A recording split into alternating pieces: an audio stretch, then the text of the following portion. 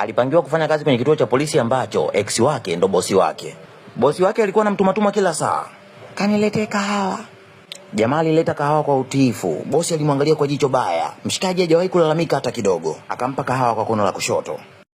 Kwa hiyo umeomba kazi hapa ili uwe karibu na mimi? Ningejua wewe ni mkuu wa hiki kituo nisingekubali kuja hata kidogo. Jamaa aliongea na huyu binti bila kutaja vyeo vyake vya kazi. Demu alimmind akamchana. Unajua unaongea na bosi wako? Samahani bosi. Bosi alipotaka kupigwa mshikaji alimvuta nyuma kumlinda. Bosi akamwambia mshikaji niache, naweza nikajilinda mwenyewe sawa? Jamaa aliamua kuwa mpole akasimama nyuma ya bosi wake. Alipomwona mshikaji anataka kushika bega la bosi wake alimdaka mkono.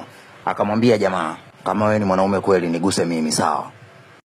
Siku ya leo ameenda alipofanyika mauaji. Inaonekana hii ni mara yako ya kwanza kuona mtu amekufa sio? Sidhani kama utaweza kuvumilia harufu ya maiti. Naomba uondoke, nitakusanya ushahidi mwenyewe sawa?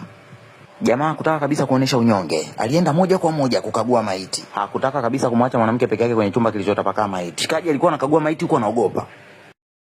Unajua sijutii kabisa kuingia kwenye mahusiano na wewe. Natamani turudiane hata leo. Hilo haliwezekani, funga domo lako. Kama umeamua hivyo basi fresh, haina noma, kwani nini? Ongea kistaarabu. Unajua unaongea na nani? Ndio madam. Baada ya kazi bosi alikutana na mshikaji ametoka kuoga.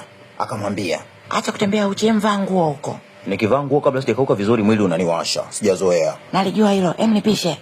Walipata tabu sana kupishana kwenye kijinjia chembamba, wakaangaliana.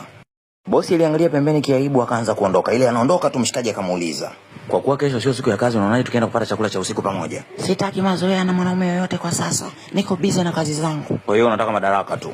Ndio, uko sawa. Hata hivyo baada ya kazi waka siendi kula chakula na watu niliowazidi vyeo.